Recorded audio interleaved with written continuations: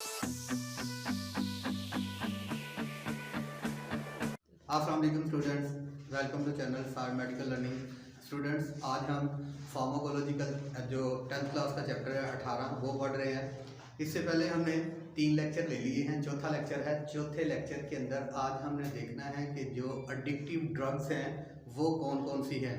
सबसे पहले मैं आपको बता दूं कि एडिक्टिव ड्रग्स ऐसी ड्रग्स होती हैं जिनको कोई भी पेशेंट है वो लेने का आदी हो जाता है या उसके बगैर उसकी ज़िंदगी मुमकिन नहीं रहती। नशा और अद्वियात के तौर पे उसे इस्तेमाल करना शुरू कर देता है या अपनी लाइफ टोटली जो है वो इन अद्वियात पे डिपेंड करता है, उसकी ज़िंदगी का दारोमदार। ऐसी ड्रग्स को कहते हैं एडिक्टिव ड्रग्स। लेकिन ये याद रहे कि जहाँ अल्लाह ताला ने हर चीज़ फ़ायदे के लिए बनाई हुई है, अगर हम उसका उल्ट काम उससे ले लें तो वो हमारे लिए नुकसान बन सकती है। Excessive of everything is bad. हर चीज़ की जो ज़्यादती है वो बुरी है, ठीक है। सो हर चीज़ को इतदाल में लेकर लें तो फिर वो हमारे लिए जो है वो फ़ायदामंद है। तो आज देखते हैं कि एडिक्टिव ड्रग्स जो हैं वो कौन कौन सी हैं और वो उनका जो मोड ऑफ एक्शन है वो कैसा है। सबसे पहले किस तरीके को वो फॉलो करते हुए जो अपना फार्माकोलॉजिकल एक्शन शो करती है। सबसे पहले जो एडिक्टिव ड्रग्स हैं, सबसे पहली कैटेगरी सिडेटिव्स है। सिडेटिव्स के बारे में हम थोड़ा पहले जान चुके हैं, लेकिन सिडेटिव्स के बारे में अभी आपको बता देता हूँ कि सिडेटिव ड्रग्स ऐसी ड्रग्स हैं जो कि हमारे सेंट्रल नर्वस सिस्टम पे काम करती है, हमारे सेंट्रल नर्वस सिस्टम की एक्टिविटी को डिप्रेस करते हुए जो सेंट्रल नर्वस सिस्टम की में एक्टिविटी परफॉर्म हो रही थी उनके सिग्नल्स को, एफरेंट सिग्नल्स को डिप्रेस करती है। डिप्रेस करने के जब वो डिप्रेस करती है तो जो इफ़ेक्ट हो रहा था वो इफ़ेक्ट ख़त्म हो जाएगा और इस जो नए इफ़ेक्ट हैं वो स्टार्ट होंगे। नए इफ़ेक्ट क्या होंगे कि सीएनएस की डिप्रेशन की वजह से सीएनएस के को डिप्रेसेंट करने की वजह से जो है वो डिजीनेस आएगी, ऊंघ आएगी। पहले आप हाई अलर्ट थे, सेंट्रल नर्वस सिस्टम आपका अच्छे तरीके से काम कर रहा था, आप में अलर्टनेस थी, आप में डिप्रेशन थी, आप में एंग्जाइटी थी, ठीक है, क्योंकि आपका central nervous system over activities कर रहा था। जब आपने सीडेटिव्स लिया तो इस सीडेटिव्स ने क्या किया कि आपके सेंट्रल नर्वस सिस्टम्स की एक्टिविटीज़ को डिप्रेस किया। सेंट्रल नर्वस सिस्टम्स की एक्टिविटीज़ डिप्रेस हुई तो आपको नींद आना शुरू होगी, इस डिजीनेस, ऊंघ, ठीक है। कभी कभी आपको बहुत ज़्यादा नींद आ रही हो तो आप ऊँघना शुरू कर देते हैं, आंखें बंद करना जो हल्ला लेना शुरू कर देते हैं, ठीक है। उसकी वजह ये क्या है, वो डिजीनेस आपकी ऊंघ है। अब ये सेंट्रल नर्वस सिस्टम की एक्टिविटीज़ को डिप्रेस करती है, आप में डिजीनेस की सिम्टम्स अपीयर करती है, सिडेटिव्स, ठीक है। ये इसका एक्ट है बॉडी के ऊपर। उसके बाद ये लेथर्जी की टर्म्स यहाँ पे इस्तेमाल हुई है। लेथर्जी कंडीशंस भी ये कॉज करती है। ये याद रहे कि आपका जो सिलेबस है उसके अकॉर्डिंगली हम कीवर्ड्स जो वहाँ या आपकी बुक में जो कीवर्ड्स हैं हम उनको यूज़ करते हुए आपका जो लेक्चर है वो प्रिपेयर करते हैं और कोशिश करते हैं वही कीवर्ड यहाँ पे लिखे जाएं जो कि आपने बुक के अंदर पढ़ने हैं। तो 10th क्लास की बायोलॉजी में जो पंजाब टेक्स्ट बुक बोर्ड को हम फॉलो कर रहे हैं उसमें जो कीवर्ड लिखे हुए हैं वही हम इस्तेमाल कर रहे हैं ताकि स्टूडेंट्स ये जो कीवर्ड्स हैं इनसे आशना हो जाए, उसको पता चल जाए कि ये कीवर्ड्स का जो मीनिंग्स है वो ये है। तो आपका जो यहाँ पे बुक में सेडेटिव्स में लेथर्जी वर्ड टर्म्स इस्तेमाल हुई है, इसका मतलब क्या है? इसका मतलब एनेस्थेटिक इफेक्ट होता है कि कॉन्शियसनेस की तरफ जब पेशेंट जाता है, सो जाता है या बेहोश हो जाता है, ठीक है। बहुत सी ड्रग्स ऐसी हैं जो एनेस्थेटिक कंडीशन में पेशेंट को ले जाती हैं। जब डॉक्टर ने ऑपरेट करना होता है, ऑपरेशन के लिए एनेस्थेटिक दिया जाता है या वैसे मतलब जो लोकल एनेस्थेटिक दिए जाते हैं इस टर्म को हम तब इस्तेमाल करेंगे जब कॉन्शियसनेस या एनेस्थेटिक कंडीशन में पेशेंट जाता है, उसको कहते हैं लेथर्जी कंडीशन, ठीक है, बेहोश हो जाना, कॉन्शियसनेस। उसके बाद ये क्या करती है, जब ये सेंट्रल नर्वस सिस्टम की तमाम एक्टिविटीज़ को स्लो करती है तो ये ब्रेन के फंक्शंस को भी स्लो कर रही है। अब आपके सेंट्रल नर्वस सिस्टम के अंदर क्या है, आपके सेंट्रल नर्वस सिस्टम के अंदर ब्रेन और स्पाइनल कॉर्ड ही तो है, ठीक है। ब्रेन की भी एक्टिविटीज़ डिप्रेस हो जाएंगी, जो स्पाइनल कॉर्ड है उसकी एक्टिविटीज़ भी डिप्रेस होंगी। तो ब्रेन के अंदर जो फंक्शन चल रहे थे, हाई अलर्ट्स था, डिप्रेशन थी, एंग्जाइटी थी, तरह तरह के ख्यालात आ रहे थे, ठीक है, वो ख़त्म हो जाएंगे, उसकी एक्टिविटीज़ ही डिप्रेस हो जाएंगी।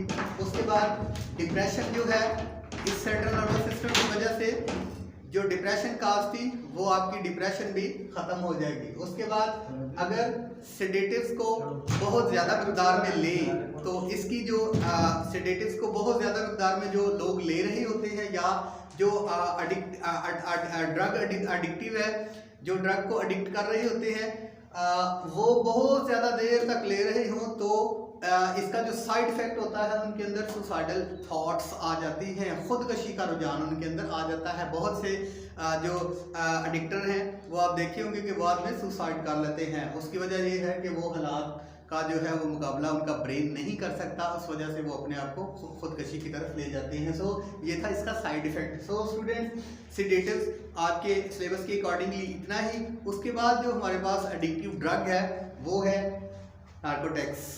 बहुत कॉमन इस्तेमाल है, आपने ये वर्ड कई दफ़ा सुना होगा, नार्कोटिक्स। नार्कोटिक्स तो आई नार्कोटिक्स के बारे में जान लें।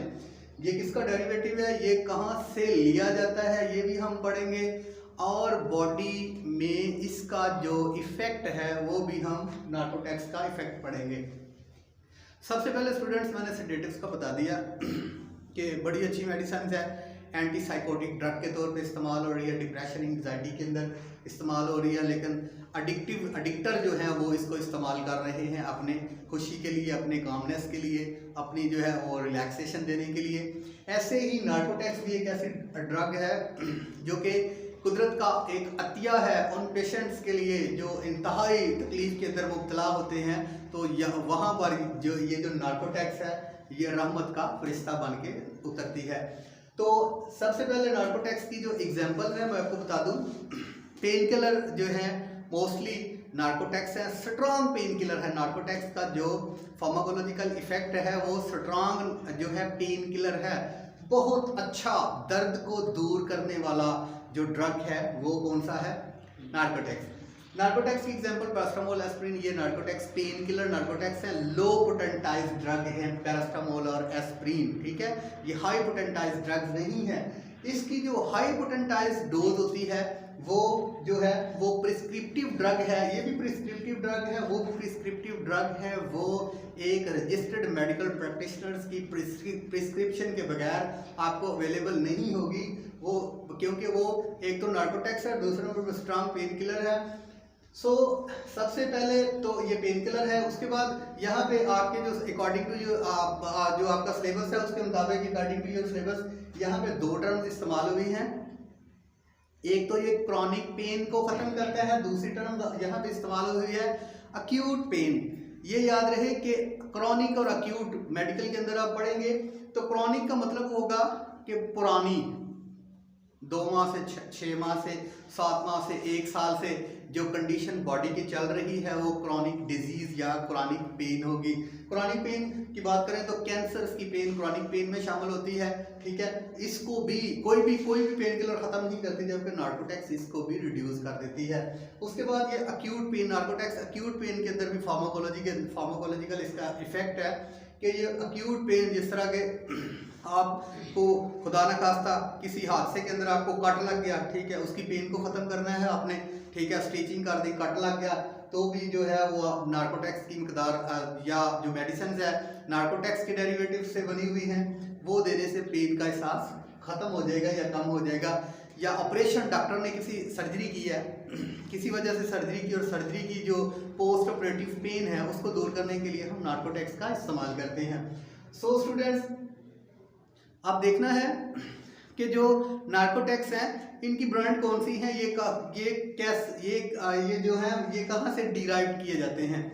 तो जो नार्कोटिक्स है वो मॉर्फिन और कोडीन इनके ब्रांड नेम है, या आप कह सकते हैं कि मॉर्फिन और कोडीन जो है वो नार्कोटिक्स की टाइप्स हैं।